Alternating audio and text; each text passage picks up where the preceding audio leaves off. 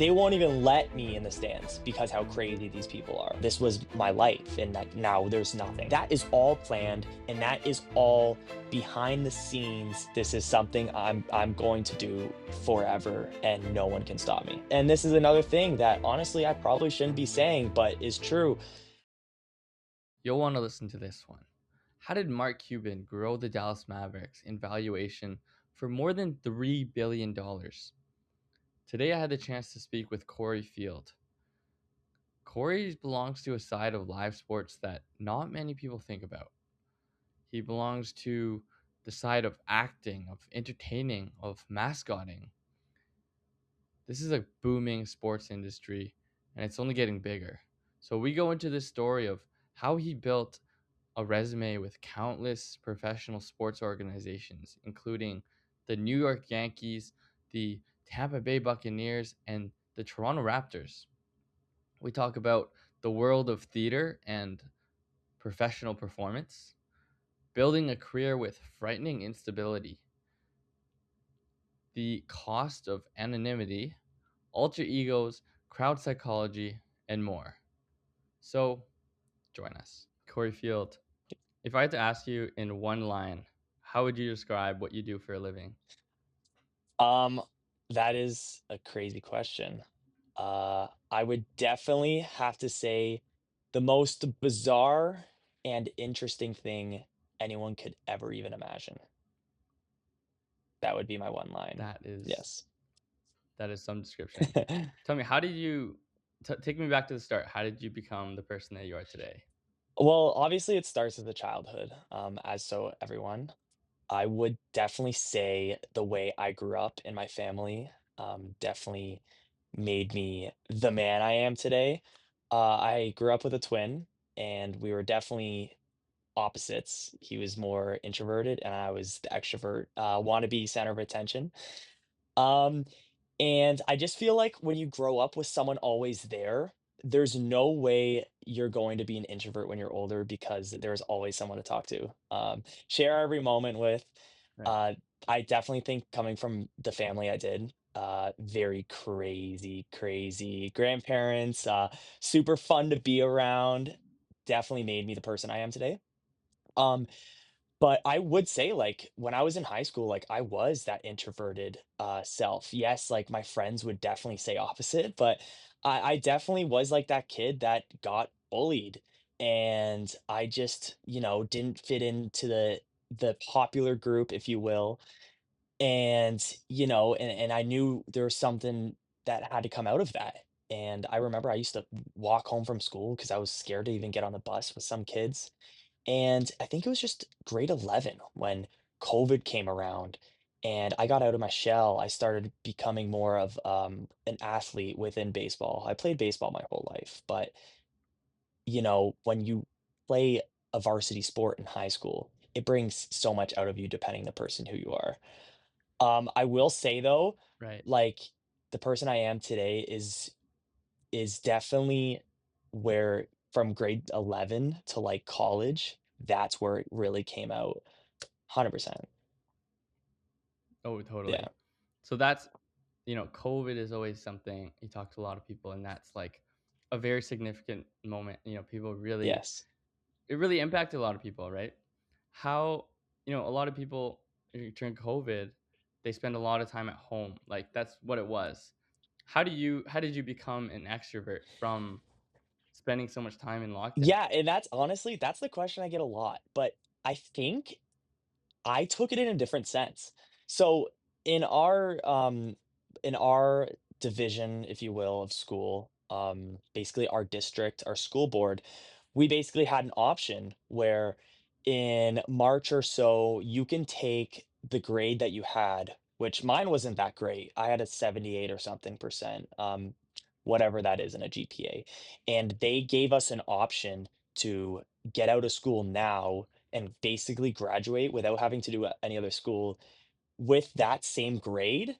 And I think it was Oh like wow. a group of 12 of us that took that option. And that turns out to be my friend group still to this day. And honestly, like, I'm gonna get everything out there. Like, COVID was crazy. Like, it was honestly, like, I'm so sorry, mom, but it was like drinking every night. It was we were putting skis at the back of, like, cars, and we would go around our small little town in basically suburban Hamilton. Um, Right. and, like, that stuff made us the people we are today. That was the craziest time of my life. There was nothing else to do but have fun in your own way. And it was technically it Right. was in a sense a ghost town. And you would make of it Oh, yeah, totally. you would make of it what you want to. So basically, like, we would go down the street and see furniture on the side of streets that say free, and we would bring that to the forest and make a house. And Oh, yeah, and really? it was Wow. basically like this bush spot. So I think COVID really took the extrovert side that was stuck inside me and took it out, because and that is exactly what you said, the opposite for most people. um, you everyone had to stay inside, but we took it in the other way, like, "You know what? Like, we'll never have this freedom. We'll never have this free time on our hands. We have no work because there was no work to do." Right? Yeah, that's Yeah, right. so Oh, totally. everything was shut down. So when you get that option as a 18, 19-year-old, I was so blessed for COVID to be at the time that I was. Okay, yes, I missed prom, but, like, come on. When you look at the other things of it and, like, truly being that teenage self, oh, I wouldn't change it for anything.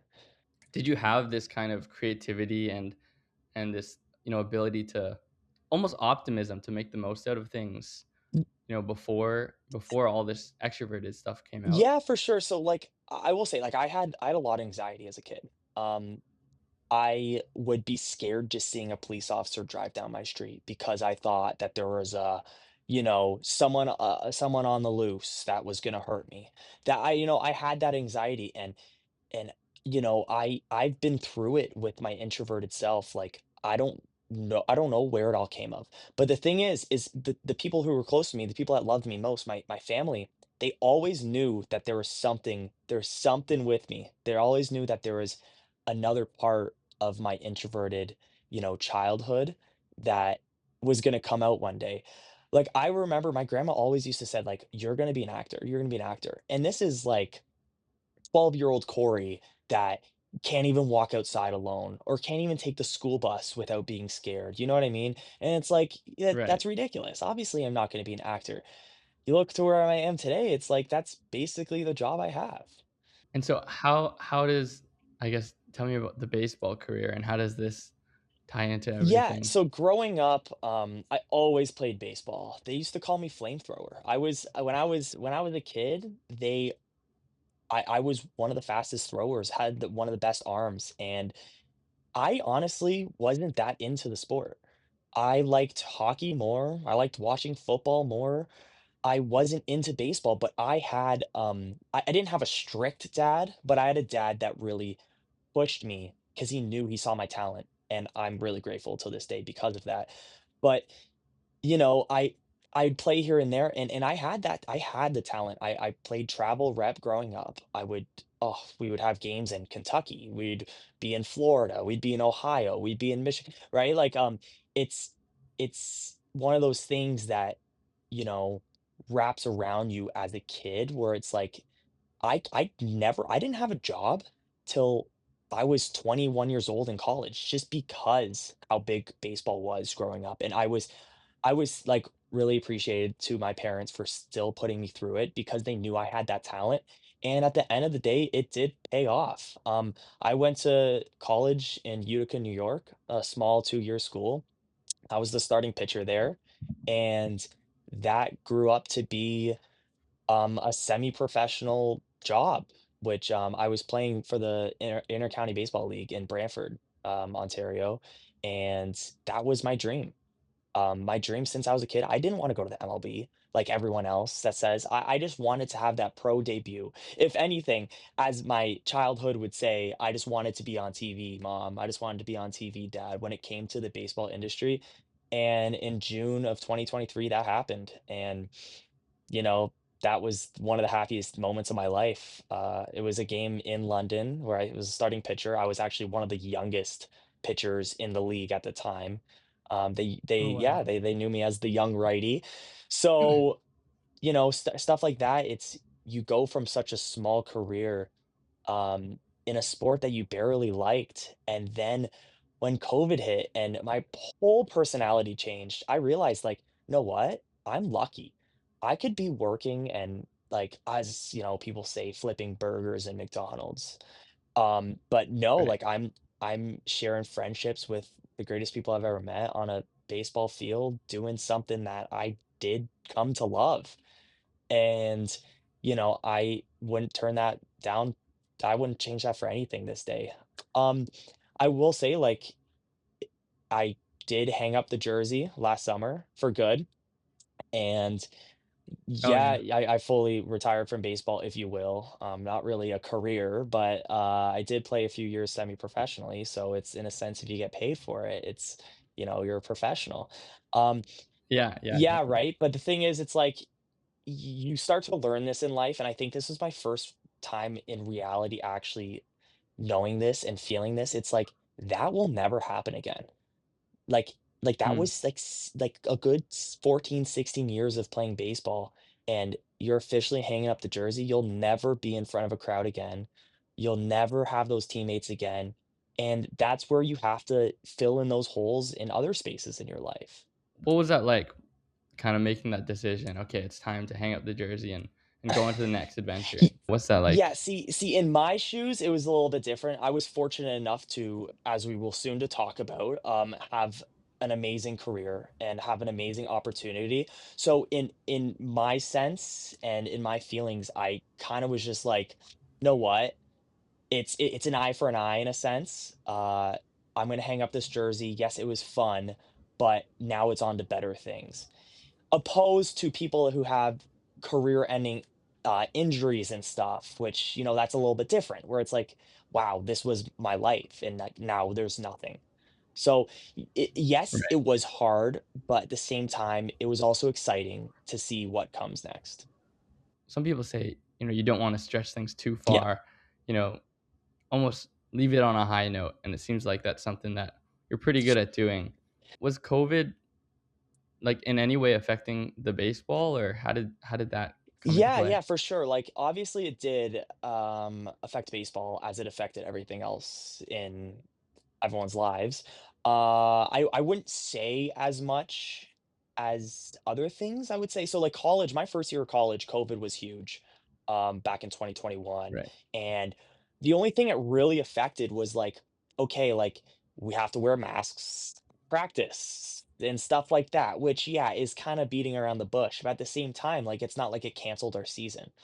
Um, I will say the only thing that did happen is, like, when we went to Florida when I was playing, for Team Ontario, when we went to Florida, we had to get COVID tests, and some people on the team tested positive. And it's like, now we Oh, don't have our really? starting first baseman in Florida when we play in 2 days. So, like, yes, it affected in Right. that sense, but also that goes to someone who has a job over in Florida, right? Like, okay, like, or seeing family in Florida. Oh, I can't see. So, it was the same thing for really anything. Personally, I didn't think it Mhm. really affected my baseball career that much. It definitely did affect others. Missing drafts, Oh, yeah. because of the illness, like the virus that was going around, right? So I think I got lucky in a sense, but definitely affected a lot of baseball players around. Yeah, yeah. No, definitely. I think I remember just sports in Yeah, general. It was so different watching just, NBA, for example, in these bubbles and, some leagues just totally shutting yeah, down. I guess baseball's nice because it's a bit more it's outdoors, right? So it's a bit there's already kind of social distancing. But I guess, yeah, it's interesting that wearing mask and you're yeah, playing out there. And like even that is like a big thing. I feel like you wear a mask and it's harder to breathe, it's harder to play. You imagine somebody that just career goes completely in the floor because like this mask was yeah. making it hard to play and perform. No, no, you're right. So You're right. so speaking about masks, why don't we go into this new beginning that you had around this time? Paint Yeah. the picture. How did you get into this new career? Yeah, for sure. So, definitely a very, very niche industry, and you'll hear me say that word a lot. because it's definitely used. I remember, so basically, I went to school for theater. I was the only athlete in, I think they said ever, that was also a theater kid. They called me Wow. Troy Okay. Bolton. Um, so Yeah. it's Right. funny in a sense. I enjoyed theater. I grew up loving theater. I always loved to be a center of attention, as you could see in my next career that I'm about to explain. But so when I was in theater, and I was also the starting pitcher of the baseball team, it raised questions with everyone. They're like, "This is crazy. So why doesn't this guy hop in our mascot suit?" And I'm like, "Okay, like, come on, like, what? I'm gonna dress in a hawk costume and walk around a basketball game, whatever this okay, whatever, I'll try it. It'll be a funny joke." You know what I mean? It'll be a funny joke. Yeah. I could take some pictures in it. It's a funny experience to tell my kids when I'm older. Who would have known where that have got has got me to this day? Um, it was the first volleyball game the girls had, and, oh, probably 7. I think there was, like, 7 people watching. Maybe, like, 10 family members and, like, a few, college kids, but the team adored me. They're like, "This whoever's in that suit has this energy." And so I kept doing these. And I didn't really enjoy it at the time. Who really wants to get in a sweaty suit and jump around like an idiot for an hour? And Right. some cases more than an hour. But yeah, I kept doing it. And then a local hockey team called the Utica Comets, which is part of the American Hockey League, AHL, they invited me to a kind of like a birthday party. So all these mascots get invited to this birthday party. So I was invited. I'm like, whatever. It's gonna be cool to meet these people. Like, oh, who's under the mask? I My career from that point absolutely skyrocketed. That game, I remember we played a halftime game with, all the mascots. It was a soccer game, and the vice president of the Utica Comets, Adam Pollock, was like, Who is in that suit? Who is in that mascot? Who's that green hawk?" Right? Because this guy's crazy. This Yeah. guy's crazy." And to me, I'm like, "Whatever, I'm just having fun." It was 2 weeks later when I was playing intramural basketball back at college, and I got a call from some random, New York number, and they said, "Hey, this is Cory Field. We want you to come mascot in, like, 20 minutes. Our guy got stuck in, a car accident on the highway or something."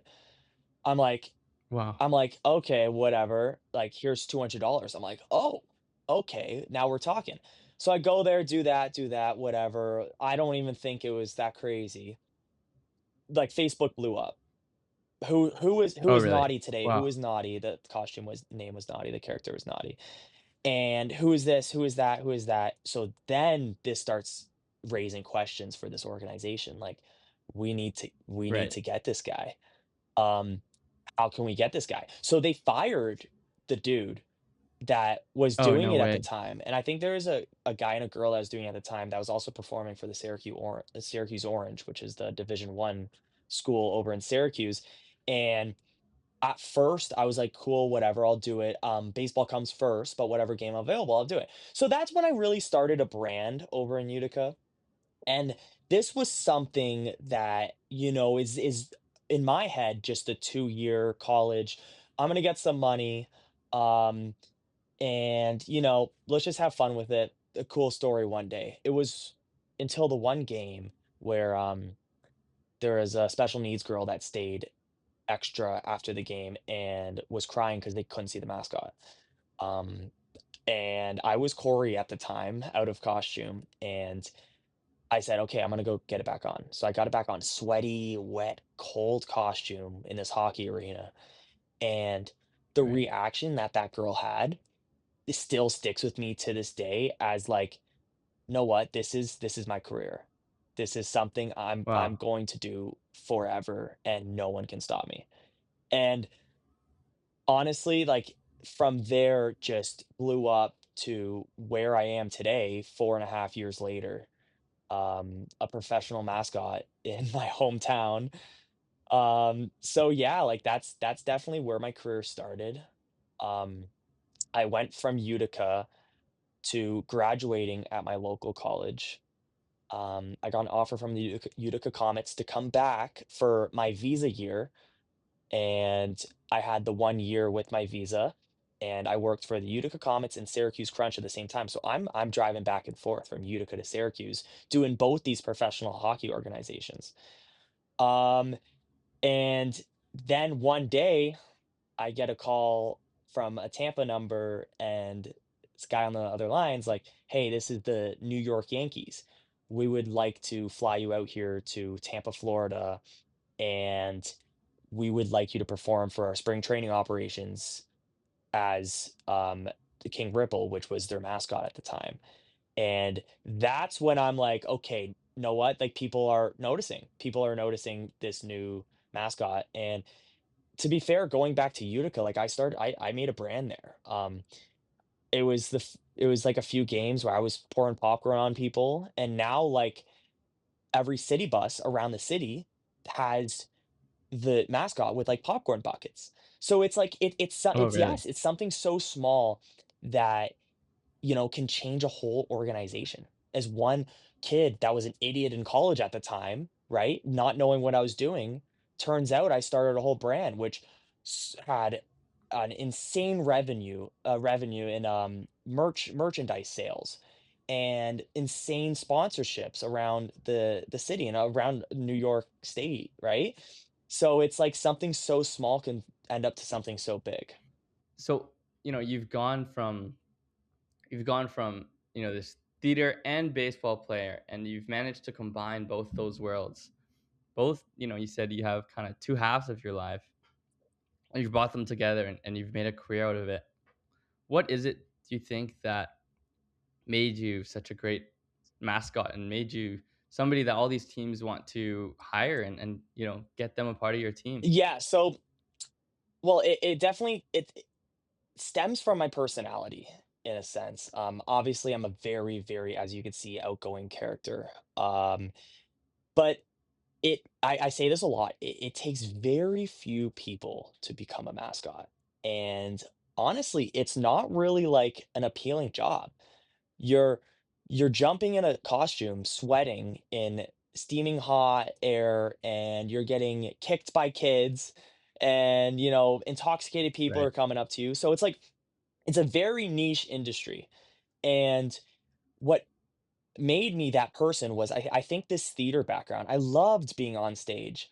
I loved being on stage. I loved acting and stuff. But there was that one side of me that's like, I want to be a celebrity, but I don't want to be seen. Where does that come from? Right. Oh, turns out I'm mascotting right now, and that's why I absolutely loved it. So I think like personality, like these days with social media and stuff, it's so hard to be a celebrity. And I've always wanted Oh, yes, totally. right? And I've always wanted to be a theater actor or an actor, that, I'm very famous, but I didn't want it to be Corey. So, I found that role with mascotting that I'm a celebrity, w and then when I Right. walk out the arena, no one knows who I am. So, it's just like it's very, specific to what I wanted in a career, but I just didn't know it until college opened my eyes to it. Oh, that's really cool. There's it's almost this. It seems like, you know, some people want to be a celebrity because they want Yeah, fame. I think it seems like in your hand, it's like you quite enjoy the things that you do are giving you the yeah, reputation, being a good mascot, you're not really, people aren't really popular in baseball because they're good looking or they're cool. Like they're good baseball yeah, players. yeah, And like a mascot is or even theater is somebody like they've done this role so well, and that's why they're famous. Versus, you kind of see online the celebrities you kind of alluded to are, oh, they just kind of post pictures online and maybe they're good looking or whatever, and there's not, maybe, like, not to be critical, but like there's not as much substance as maybe having a career in yeah, theater, right? So no, that's really cool. I think it's very similar. I know of some people in the kind of clubbing and music industry, and kind of like DJs is a very similar thing. The one thing with them, and similar to this mascotting, is it's, you kind of talked about it earlier, is like it's a very tricky and unique type of job to have, let's say logistically, you know? What would you say? Are you like a freelancer, or what would you consider mascotting? Yeah, so for sure. I think what really people don't understand in this industry is that, this isn't a job that is promised to you.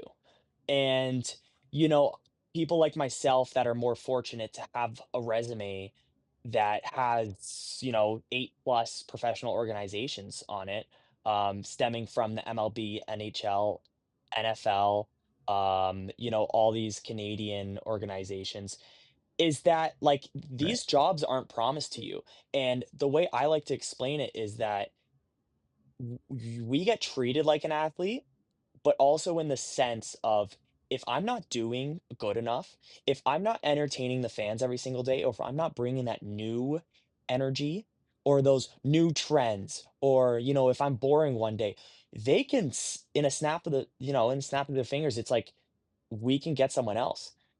Yes, it's a niche industry, but at the same time, like, there are thousands of people in the acting world, specifically in the States, that would love to be a sports mascot, right? You have you have Right. you have endless perks. You get treated like an athlete, but at the same time, if you're an athlete and you're not performing, you're gonna get sent down. So, I would definitely say, like, yeah, you know, it's hard to keep up with it. But once you're in the motion, you got it. The thing is, you adapt a character, and when you're with some teams that the performer in front of you wasn't that great, or the entertainment wasn't that great, you start to plant in characteristics for the suit. So it's like, for example, that popcorn thing, if I'm doing this popcorn skit every game, people are gonna assume that it's gonna happen the next game. And if it doesn't, then that's a problem. But the thing is, it's I've worked for some teams and currently work for some teams, here in Toronto that, if I walk the wrong way, or if I, like, wave the wrong way, or, my characteristics are off a little bit, then that's an issue. Mhm. Because this is a Oh, character. This really? is the character. This isn't Corey, Jeff, this, that. This is that one name, right? In the sense of, like, Right. if I'm talking about the Toronto Raptors, like, it's Raptor. It's not this, it's not that, it's not that, it's not that, and I don't perform for the Raptors, but that was just an example. So, it's a niche industry, but it's also like, you need to keep up with it. You need to go to the gym. You need, like, I was right, like, when I'm in Tampa, I'm under 110 degrees, like, you if you pass out, you're fired. Right? They don't want someone that's gonna Right. pass out. They need the fittest of the fit. So it is like, you get the perks of the athlete, but you also have to get treated like an athlete. Right, totally. No, it seems like it's very, not only physically demanding, but I can imagine, and you kind of talked about it, how it's very mentally demanding. You know, it's good that you have this. You kind of talked about it when during the COVID thing, you have this optimism and this creativity. Were were you ever into improv in theater? Yeah, so honestly, improv was like one of my not so strong suits. Um, I currently do act, and I am in commercials around the GTA and stuff, but improv was always different to me. And even when mascotting, I would say that's something I struggle with. It's like, you know, improv is so on the spot. And in the mascot world, we like to call improv as like milking it in a sense. So we like to milk our actions, where it's like, that means like slow. And I'm very fast and energetic, but when it's a timeout and a player's hurt, or well, not so much a player's hurt, say like, they're challenging something in whatever sport we're talking about, I have to continue to entertain, in a sense, improv to the fans. And yet I was never in improv. I will say theater school and those 2 years of acting in college, I don't think I could be where I or I not I don't think, I know I would not be where I am today if it wasn't for what I got taught in acting school. 100%. What type of things were, I guess, most relevant did you find most useful from that Yeah, experience? for sure. So, like, obviously anyone could put a mascot suit on and just, you know, do whatever and see if they're good. But I would say, like, in theater school, like, you know, getting put on a stage and having so many little things happen and you having to remember a script really translates to mascotting. And honestly, I bet if I had another job right now, I would say the same thing. Like, people are so romanticized of like their one, what they're studying in school. But I feel like everything connects in some way, shape, or form, right? Like you don't need a diploma to mascot, but you definitely do need good life experiences, especially in college, in order to mascot. For example, um, say we had certain hits. So a hit in the mascot industry is basically during a sports event when you see like stuff on the video board. That is all planned and that is all behind the scenes. That's rehearsed all day, every single day before you fans get your beer and sit in the stands and enjoy the game. Everything is theater. Everything. Everything in the sports industry, baseball, hockey, basketball, everything is theater, you know? When you see something on the video board and then a mascot comes down the stairs on a skateboard, that's all planned, obviously.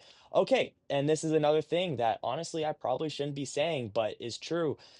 Like when there's those kiss cams, when there are those cams, the dance cams, those are all plants in a Oh, sense. So really? like the first person they Okay. go to is, and this is tying back to theater, is actors in a way. So then that gets the mindset of the fans like, "Oh, if they're doing it, I can do it." You know? Right. Everything ties back to theater. And I'm so fortunate that I was in theater because I didn't know how much behind the scenes are in the sport industry until you have the mindset of a theater kid. And going back to that is like, if I'm mascotting and I have in 5 minutes or in this inning or in this quarter or whatever sport we're talking about here, if I have a certain hit and I have to be on video on this side, but I have to be on this side, that ties it back to theater where it's like, I have a costume change that has to be done in 25 seconds or else the next scene can't be done.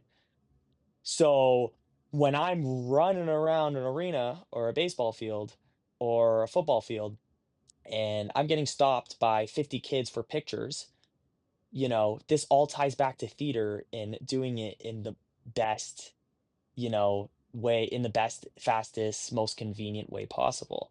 So, everything does tie Right. back to theater, and I love that. And I would tell you, like, if I was in another industry, I would probably still bring everything back to theater. And like people listening to this would probably be like, "Oh, come on."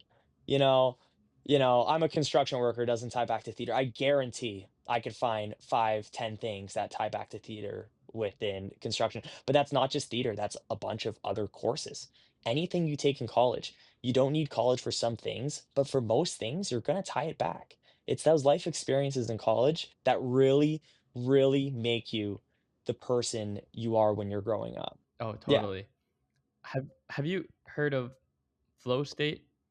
I'm sure Um, you've heard of it I in have heard, sports, and of it, but not too familiar.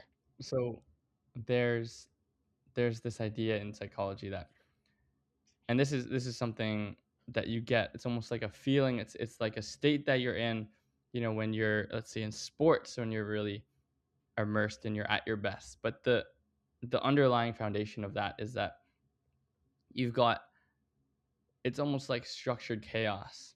And so, it's not quite, you have so much freedom that you can do anything, because that's a bit too, it's just like anxiety, and that's very difficult to just, kind of like improv. It's like you just think of whatever on the spot, and whatever happens happens. But it's not exactly like acting a specific, let's say, like a commercial where you have lines and you have a specific character, and so mascotting, in very similar sense, has this very, very perfect sweet spot between, okay, you mentioned, oh, I got to get across the stadium for, this skit or this scene or this, this performance that we have is about to be on the video board. But then you also mentioned, oh my God, there's these kids right here, and so there's a bit of this structured chaos, and it's a push and pull that you're playing with.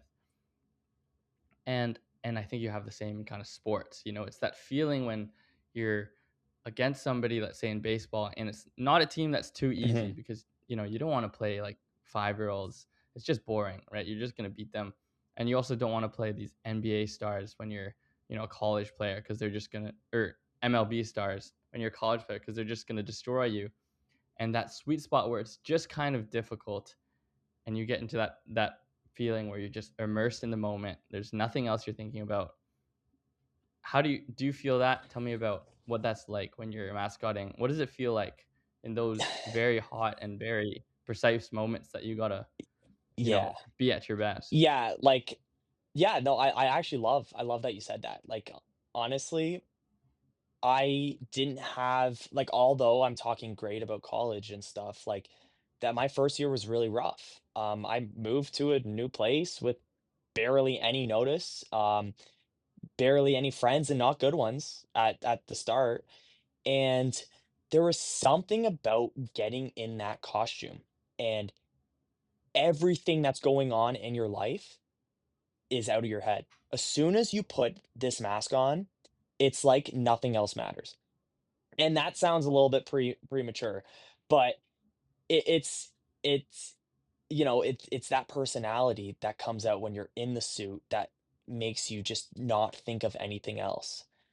And I was really fortunate, and still to this day, like, if I got something going on in my personal life and, I'm stressed and anxious, and even when I walk to work, I'm anxious, but as soon as, it's happening and you're focused on the hit and that, yes, it's all chaotic, but at the same time, there's that sweet spot of it where it's like, okay, like, nothing else matters. I'm literally in a furry costume and I'm just as important as the players because I am representing a brand. I'm representing an organization.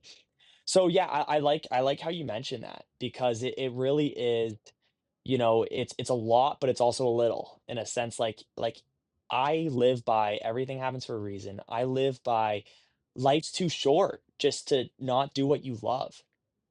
And you know, when I'm in that suit, it's a whole different Corey, right? And like I'm genuinely a happy guy, but everyone has those rough days. But when you do what you love and you get paid for it, like that's the thing. I get paid Mhm. to mess around in a costume and do basically whatever I want to an extent, right? So, yes, yes, it's a lot sometimes. And yes, you're sick in the summer because you have no water in you and you lose 12 pounds a game. But then there's those sweet spots that just make everything worth it.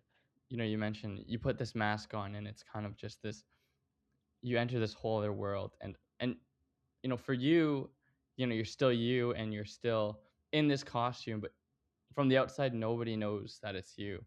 What's that like, that kind of having that, like, anonymity, in some sense? What does that do to you when you Yeah. when you put that Yeah, on? I love it. I love it. And it's such like, oh, it's one of those things like, I love like messing with people in that sense where it's like no one has any any idea who's under that costume. I've had times where I used to mascot and just hung up the jersey with the Hamilton Ticats, the CFL over in Hamilton.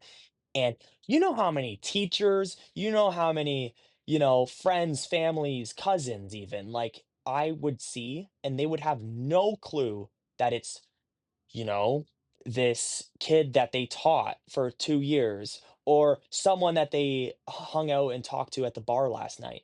I love the anonymous factor of it, and it feels cool because I don't think there's really any other job like it, you know what I mean?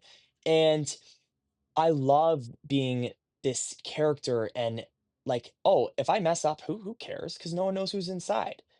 And it does feel like going back to, like, the celebrity. It feels like you're a celebrity in some sense, like, you take 1,000 pictures, at least 1,000, within a homestand or within a few games or within a week, like, and then you go on social media and you see people you follow taking pictures with you, but they don't know it's you.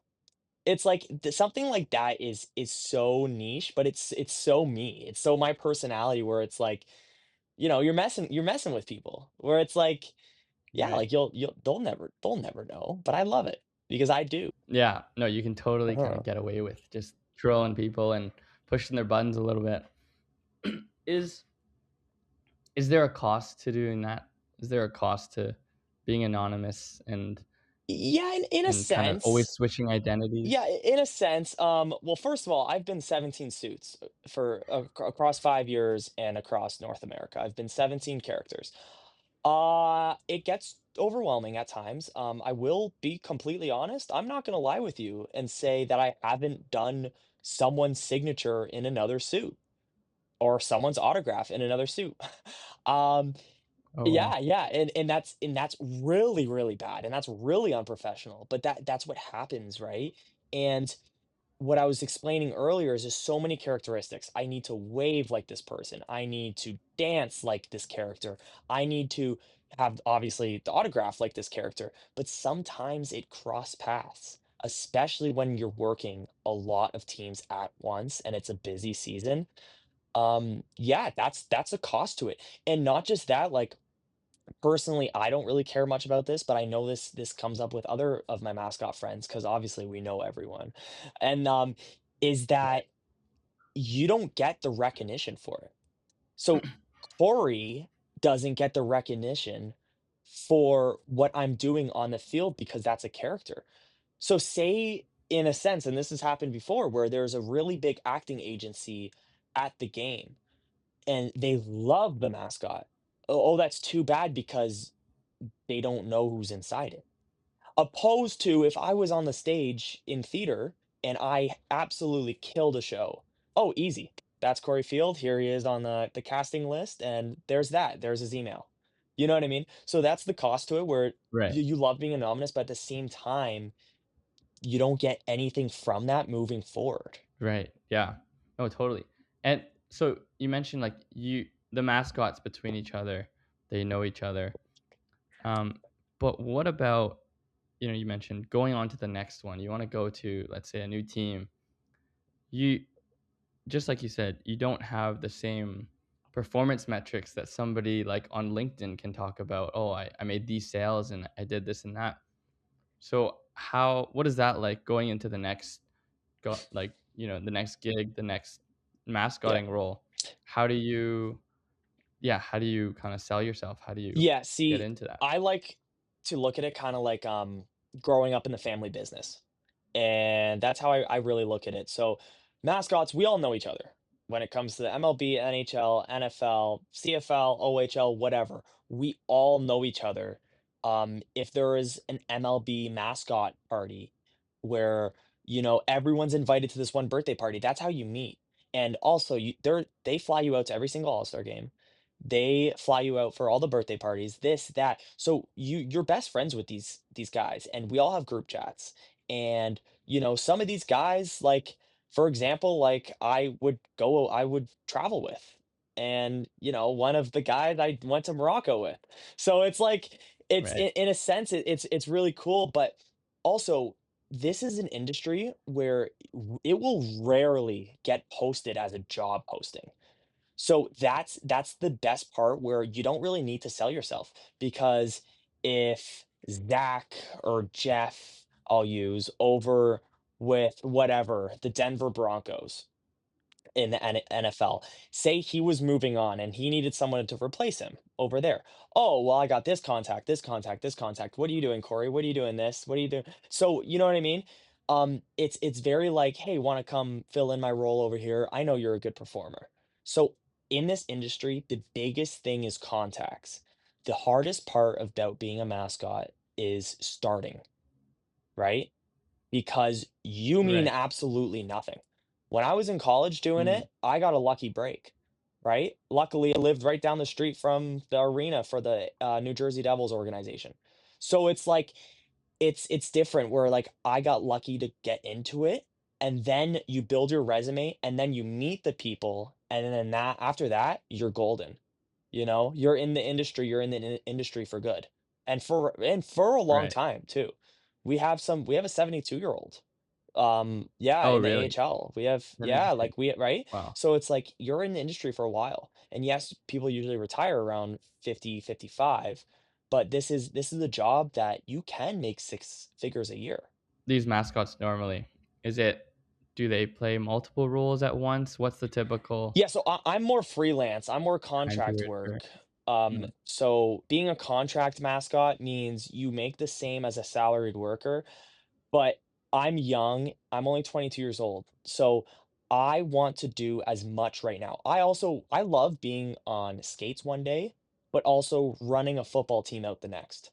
So that's where I am mm, personally in my life, I'm contracted. So contract means you're working part-time at a bunch of teams. Salary, you're making around 80 to 100 grand a year to do one team, but that also means you're in the office.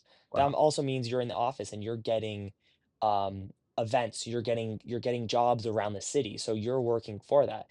As a Mm, contractor, I get an email saying, "Hey, here's 600 bucks. Go to this school tomorrow and you're going to be here for recently a Black History event," and stuff like that. Um, so I personally like that as of right now. I could definitely see in the future and like, talking to different teams and eventually getting that salaried position, which honestly is the end goal for most people, right? Because this industry mm, isn't promised until you have a salary right. role. Actually, it's very similar to academia in my industry Hmm. where you actually don't have stability until what they say they call tenure track. It's like the first time that you have a salary. Otherwise, you're just running off grants, and these are just applications to get money, and that pays your salary, that pays your living. And most people don't get that tenure track until they're like 40, 50 maybe. And so there's definitely, you get some comfort when you get a grant, but other than that, it's very I can imagine how it's very frightening to be, okay, let me find the next job and let me do the next thing. Is it difficult when you're doing that and you're going character to character to kind of code switch and jump between these identities? What's that like? Yeah, like what I previous mentioned is like I have signed I've signed signatures of the wrong person before. And yes, it's hard. I personally love it because what I explained is that, I could be on ice one day and then on a field the next and then on a basketball court the next. So it's like I personally love Right. it, but it does have its downsides. Where first of all, conflicting games. So, say one team, see, you have to have your priorities because if one team's playing at the same Mhm. time, if they're all playing at the same time, then that's something that you have to, communicate to those like management and stuff like that. And that's not always the best being a contractor, right? Right. Because that doesn't look good, which, luckily in this industry, most management does understand in that sense. But you definitely got to get your priorities straight on which team means more to you, and they all Right. know you're contracted. They all know that you work somewhere else, right? So that's different. It's very jumping around opposed to, I look at it like a relationship where like right now I'd be single, but when you're in a salary position, you're married, and you're sticking to one thing. And right now I'm just doing a bunch of things, so I have a lot on my plate, right? But the thing is Right. that what I personally choose. Okay, let's talk about that a little bit. This relationship Mhm. thing. You you go and you find different crowds every time, and there's almost a personality and a relationship that you have with the fans. How does that differ from let's say, you're in this hockey stadium versus you go over to this, basketball stadium, or you're, playing a mascot role for in baseball. What's the relationship like with the Yeah, fans? yeah, for sure. So obviously, like every fan base is so different. And, if anyone says otherwise, they're wrong because everyone is so specific and so important in their certain ways. For example, I'll use Tampa, for example. I was mascotting for the Tampa Bay Buccaneers in the NFL. And I would go over and they won't even let me in the stands because how crazy these people are, which is great, right? That's Oh, what wow. sports is all about. Yeah. And then when I do a few games over there and a few events over there, I get so used to it. So now when I'm across the street at George Steinbrenner Field, mascotting for the Yankees, it's very, very more, calm. And I have to have that switch where it's like, oh yeah, I can't be right. For example, like some teams, I'm just going to use this as an example. Some teams allow me to pick up a child for a picture, but some teams don't. Okay. So that's something that I really have to keep in my head, where it's like, that's a huge thing that I could get in trouble for at another organization, but other organizations encourage it.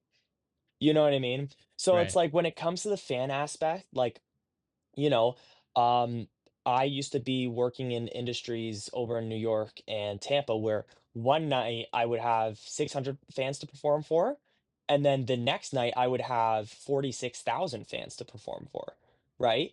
So it's like Wow. you definitely got to prepare in a sense for that game. Where it's like when I was with the Tampa Tarpons, which is a single A baseball team, and I would get 600 fans a game, I wouldn't have much preparation to do. Maybe I'd have my energy drink and, I'd go late into the inning and say hi to everyone, make sure I get a picture with basically everyone there. Opposed to Mhm. a Tampa Bay Buccaneers game in the NFL where it's like that's a 6-hour pregame where I have a meal prep, I have stretches, I have to go check the field, I have rehearsals, and that definitely changes hopping from, if you will, relationship to relationship. So, and it's all different. Every fan's so unique in itself. But I will say like those those smaller fan bases is mascot to fan. Those bigger fan bases is mascot to fan base. You know what I mean? So it's Right. like I will never ever see, in rare cases, a same fan another time in the NFL. But over across the street when I'm in minor league baseball, you're most likely seeing that fan every single game. So you have to remember relationship types like, oh, do we have a handshake? Do you like hugs? Is your son scared but your daughter's not? You know what I mean? So it's like that's like Yeah, jumping yeah. around is really hard in that sense, but you get used to it over a while. Yeah, no, that sounds terrifying and also very fun. Uh, What do you kinda mentioned it, but, let's say I go to a game and I get this experience, I like to watch the Leafs, so maybe I go to the Leafs and I watch the Leafs, and it's a one in a very long time thing, once in a while I'll go to a game, and whatever crowd I get. You go to games very often, whatever, sometimes a big crowd, sometimes a small crowd. What's the spread of the demographics of like, regulars, sometimes you see they post celebrities, what fills the crowd that you usually see? yeah, so well, obviously that's one thing being a performer. So like there's only one of you, right? Like there's one mascot per team, and this is the face of the organization. So say I was doing the Leafs, and the Leafs, there's what, 7 teams I believe in Canada that are in hockey. But the thing is, what about the Raptors? There's one. What about the Blue Jays? There's one. So the thing Right, is if say I was the Raptors mascot, and you would need, and this has happened before with other teams, where the fan base is so large that you need to treat this person like they've never been to a game before. The thing is, you never know. This fan could be a season ticket holder that has taken 1,000 pictures with you for 10 plus years. Or say we're at a Blue Jays game, there could be a fan that, you know, is from Halifax and is obsessed with the Blue Jays, but has never ever been to a game, and this is their first time seeing something that they see on TV every day, right? Or Raptors, where it's like someone from Vancouver right, flies in and, "Oh my god, the Raptor, that's the Raptor. Oh my god." So you have to treat every fan like it's their first game, right? right. And that's the demographic you do see where it's like some nights, okay, some a Wednesday night, there's gonna be barely, you can't even really fill up Scotiabank Arena. And then on a Saturday night when you're playing a really good team, there might be half opposing team fans. So it's like you really gotta do it all. And luckily I have seen it all. I've mascotted in front of fans that are more into the other team than they are to the home team. And that's something you gotta deal with, right? You Right, still gotta right. get sent out there. There needs to be a performer. No, totally. What would you say, do you see yourself more as part of the game or kind of part of something else that's going Yeah, on? yeah, like, depends where you are. Definitely a lot of teams I've been with, you feel like a player, and actually you share a locker room with some of the players. And other teams, you feel like a player doesn't even know they have a team mascot, right? So it Mm, definitely is like it depends where you are. For the most part, you feel like you're part of the team. You get treated, as I alluded to earlier, is that you feel like you're part of a team. Um, yeah, so I would say, like, definitely for the most part, it's that atmosphere around you that makes you feel one with the organization, and which it is true, right? Because there is only one mascot per every team, so it's like you're just as right, big as a player, just, it's some goofy guy in there instead of a professional athlete. right. What goes into creating a great live game atmosphere? Oh, everything. Oh, geez. It depends on what team you are, but, like, going back to hockey, like, I used to dump popcorn on a whole section. And that absolutely was electric to the fans. I would skate on the ice with a flag pregame, and it's these you have to be a creative person in order to be a mascot, because if they see the same thing every day, then nothing's exciting. But if you bring stuff that's new to the table, then that's where it comes up. Um, I keep going back to the Raptor situation, but, like, the Raptor performer is phenomenal, and the way he looks at it is he has a room full of props, and you have to be right in the situation. He does a thing where it's like, if there's a certain celebrity at a game that's wearing like a fur coat, I have that fur coat, so I'm gonna go get it, I'm gonna go put it on. Look how funny this is, the crowd loves it, it's on camera, loves it. Or he puts on his rollerblades sometimes and rollerblades down the stairs. It's like you got to know your moment too.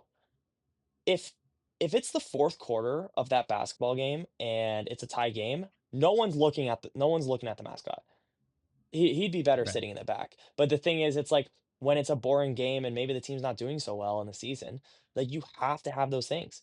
And like personally, going back to the question that you did ask, it's like I I'm a big acrobatic guy. I can stand on chairs and walk up. I do this thing where I walk up the whole section just on the top of the chairs. And oh and and wow. little things like that, and, as you do see on social media platforms, is like I like to balance stuff on my face, which is kind of a Yeah, little bit yeah. niche in a sense, but that is something that So amazing. yeah, that's something that wins over the fans, and Yeah.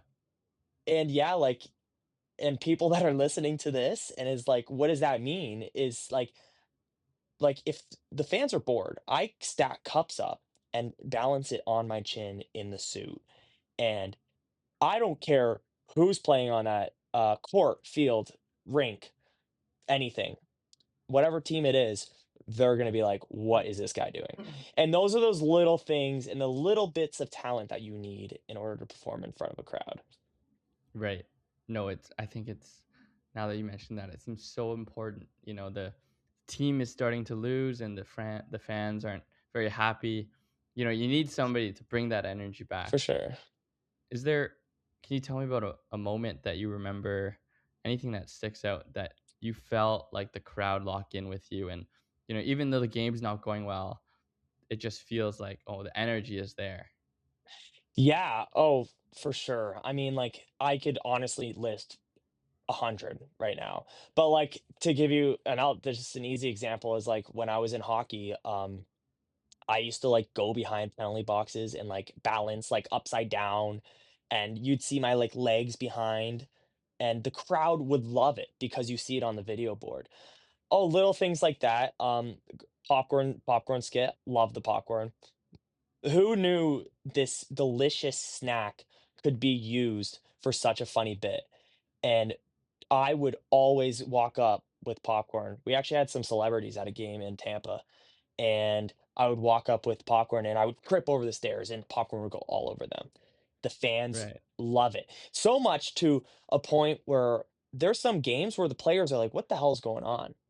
Like, what is that noise?" Right? And honestly, I have actually just the other night where, as Corey, because I do work entertainment with some teams that I don't mascot for, um, I would balance, like, a big stick and a sign that says "Make some noise" on my face, and they would cut whatever is about to play on the video board and show me, and the fans would Oh, go wow. wild. Right?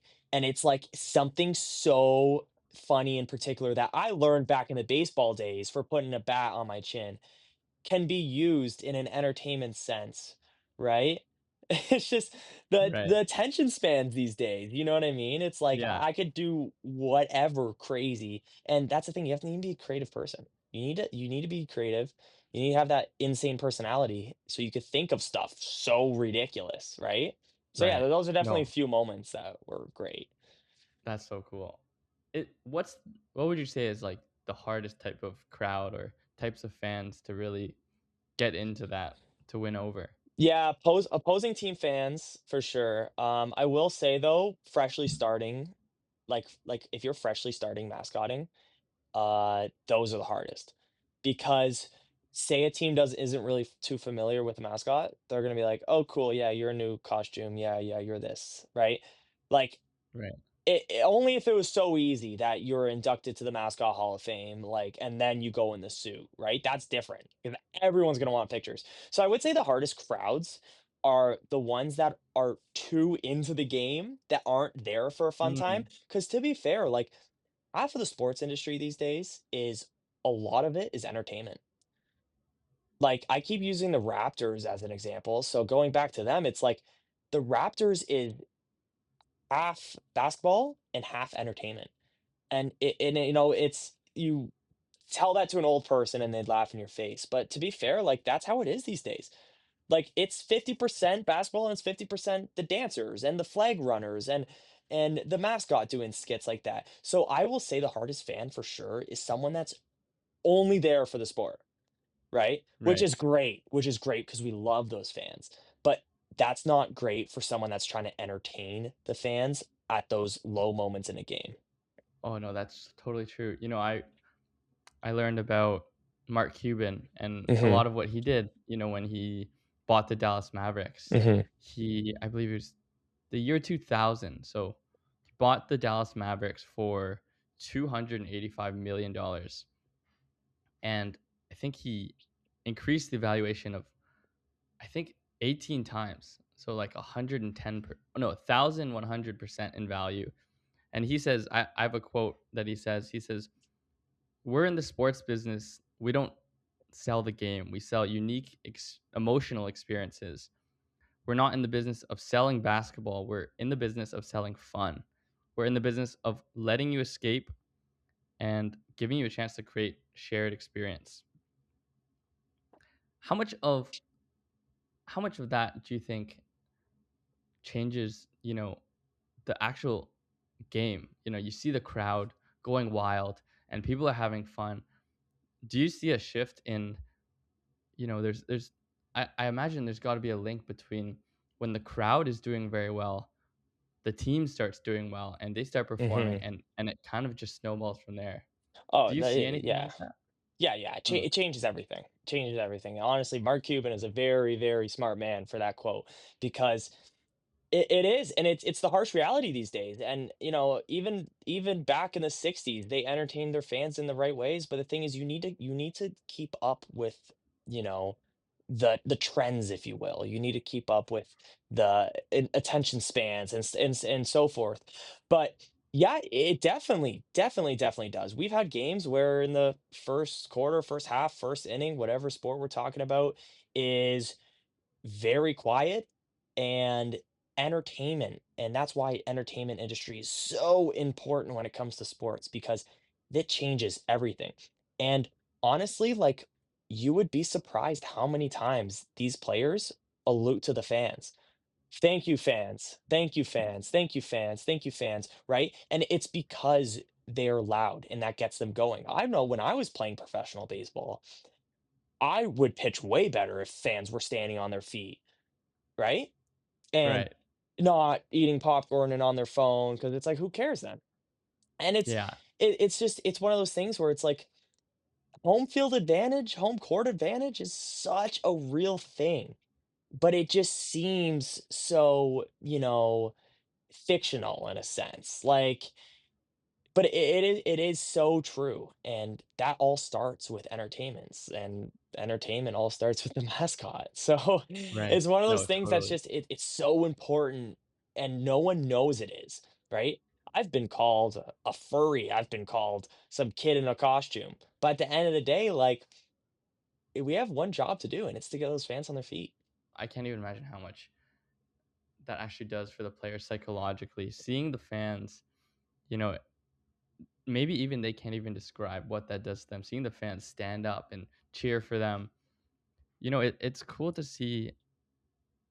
I mean, it kind of sucks because I'm a Leafs fan, but you see the other side of the Leafs, for example, and like the Leafs fans have a reputation for driving players away. They say like Marner, for example. A lot of people talk about how they drove just the players away, and the fans are so critical. And it's just, I can imagine how difficult it is for the players. Uh-huh. Um, do you find that the way that I guess the team sees you as a mascot changes depending on you know how the fans are?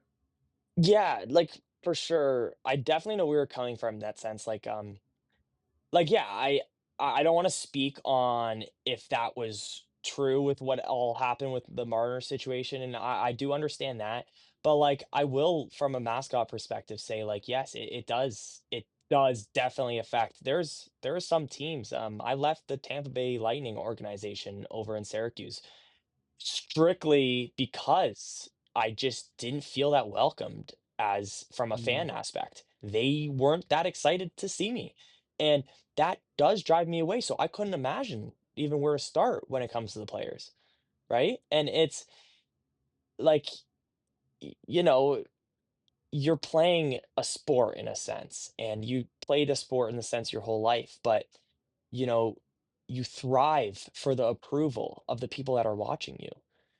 And that is in everything, and that is not that's even in the workers, like, entertainment team and everything, like, I do, entertainment team with the Raptors, so I basically run around Scotiabank Arena making sure these fans are on their feet. Luckily, the fans are the best fan base in the world, but I don't think I would have been back this year if I didn't feel welcome from the fans, and that goes with everyone, and I couldn't imagine how the players feel in that sense. are there certain sports that you think are generally just more welcoming for the mascots? No, every sport has its own characteristics. Like, for example, like most minor league baseball teams, they don't have the best fan base and they don't have many fans that like to show up every game. But then there's like that one minor league baseball team that like everyone goes to, right? And it's like, I don't know. I don't think it's the sport that changes it. I just think it's the love for players, and, like, some teams, like, going back to Dallas Mavericks, like, they are in a good place right now because they got owners, I believe, that are trying to, I don't know, corrupt the industry in a sense, like, and that doesn't help as well, but it really, for the most part, depends on the team, but also, like, it doesn't matter what sport it is. It's all Right. on basically what fan base. Let's go a bit back to away from the mascots and now into Yes, for Corey. sure. What's something that you've learned about yourself from doing all this mascotting? Honestly, like, I learned that, like, oh, I'm such a lover of life, and I'm very fortunate, but one thing I did learn is like your life's short. Like, you know what I mean? Like you have every single day you have to treat it like it's your last. And truly. And honestly, am I just saying this because I got so lucky in a career and it made me so happy and it still makes me happy to this day? Like maybe. But at the same time, like the one thing I learned, and you know, we could talk about this later, but specifically from like little things like traveling and family, little things like that just shows me that like I'm really, really fortunate with everything. But also like everyone needs to be, you know, like I like to say the day you're living today can be someone else's dream, but you just don't know it because Mm, I'm sitting in my apartment in Toronto, talking to a friend over a phone, but that could be most people's dreams, and it definitely is. Like, there are people struggling everywhere, and if you're just fortunate enough to have someone that loves you in a sense, right? And that can go a long way. So I definitely over the years, like, I've learned, like, how truly, like, lucky I am, and, you know right. and I love saying, like, you can't add days to your life, but you can add life to your days. And that is something That that the is a good one. mascot Wow. industry teaches me every single day. Wow. No, that's a really good quote actually. Okay, so take me into what's kind of a day in the life. Of just, like, just anything?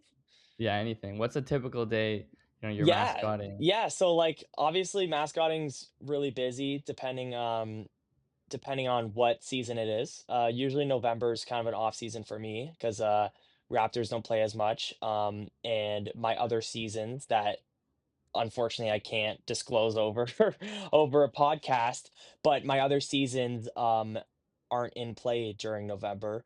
So a normal day is the thing with the mascot industry and the industry I'm in, my Monday is Fridays for most people. So when people are like, "Oh, let's go out Friday, let's go out Saturday," that's my work week because that's the sport Mm, industry thrives on weekends. right. And so the thing is my day today is I'm rarely up early. Personally, right now, I'm up early a lot just because of training I have for this job I am in and the sports season that's underway. So I have early mornings now, but usually it's a noon wake up and you're home at 2 a.m. from a sports game. Right? Wow. And, call time's usually 4:30, 5 p.m., and you're basically mascotting all night. So the thing is, it's like, I'm technically, in a sense, on night shifts, and it's crazy. It's crazy to have a personal life because I work at nights, and then my work starts on Fridays. So it's Right. like, it's almost impossible to have a personal life. At the same time, I love that. Like, I Yeah. love it because I'll take the job that I love to barely have any time, to do other things, right? Mm. So that's a day in a life. So you kind of mentioned earlier, especially in the games where it's like a very hot day, you have like a 6-hour pregame you had mentioned. Mhm. How do you prepare for a game? What goes on in that time? Oh, it's just so much. I mean, well, like I alluded to earlier, you have to stay in shape. You have to have cardio. So usually we're at the gym every day. Sometimes we go with mascot friends that are around the city. Sometimes we go alone.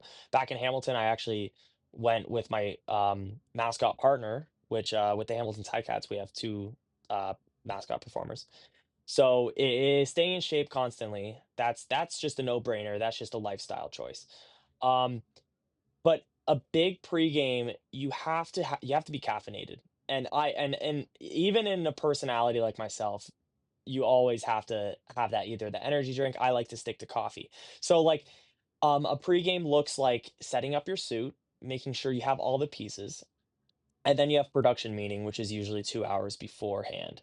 And that basically is what I, said earlier is the theatrical part of it, where it's like they go through from the start of the game to the end of the game when the players go home, everything that goes down. Every time I have to be there because I'm a mascot performer, so I'm part of those, little things. It is a lot of pregame. Usually just stretching, catching up with people. Usually an hour before a game, I'm at my most free time. So I would in hockey, I'd go down at the glass and I'd watch warm-ups, stuff like that. Other sports is a little bit different. I do work for a team currently that we would have a pregame that is basically walking the concourse and taking pictures with fans. So a pregame is different everywhere you go, but usually in the mascot Mm, industry, it stays the same. You do the exact same things. right. Mhm. So you have that pregame, routine going through the almost like itinerary of the schedule of the game.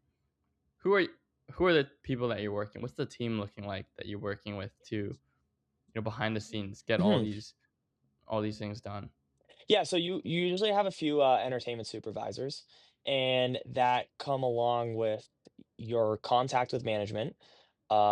Usually, like a mascot is up there in management, but you're not labeled as it. So basically, like, you're working with the director of the game, which is, like, big time deal, right? But it's one of those things where it's like, you're looked at as an important character, but you talk with uh, anything as low as a dance team, which isn't that low, which is still a huge deal. A dance team, supervisor, manager, director, even as much as vice president in some teams in some cases. Wow. So you behind the scenes is usually two entertainment supervisors. You have a mascot handler, which is your best friend, and that is basically someone who walks around, takes pictures, uh, is in charge of you in a sense. Make sure you know where to go is basically, and I like to say my voice because mascots can't talk. Right. You have the mascot handler, which is basically like mascot manager, and then two supervisors. You have a in-game entertainment manager, and then you have directors and this and partnerships and this and that, whatever. They're all sitting at the table during production. So yeah, it's a lot behind the scenes. It takes a lot of people to put on a show, but all those people are very talented. Right. Wow. Mhm. Corey, this has been so amazing. I have one more question for Yeah, you. for sure. How would you like to impact people in every game? What do you think about what's the one thing that you're like, okay, I have to make sure that they are feeling this certain way? Yeah, and I love making people happy.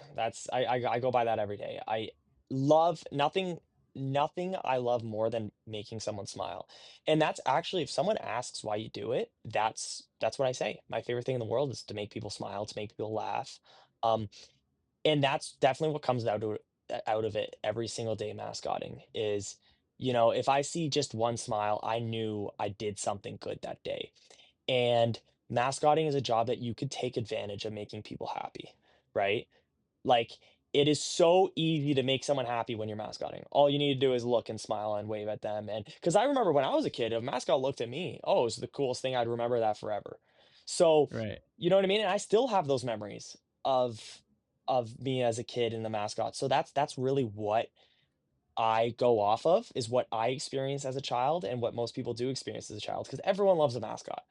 So what I strive to do every day is to put smiles on people's faces, to make people laugh, to make people happy, to make people go home, win or lose, in a good mood. Wow. Cory Field, ladies and gentlemen, thank you very much. This has been so fun. There's so many Of things that I course. I did not realize and not think about, in your industry, and it's been so cool to think about and learn and just kind of learn about you as well. So, Yeah. where can people find you? They can find me on Instagram, Cory_Field_, and that is where I post most of my mascot stuff. So if you're interested in the industry, or if you're interested in getting into sports, you could always reach out to me on there or my LinkedIn. Perfect.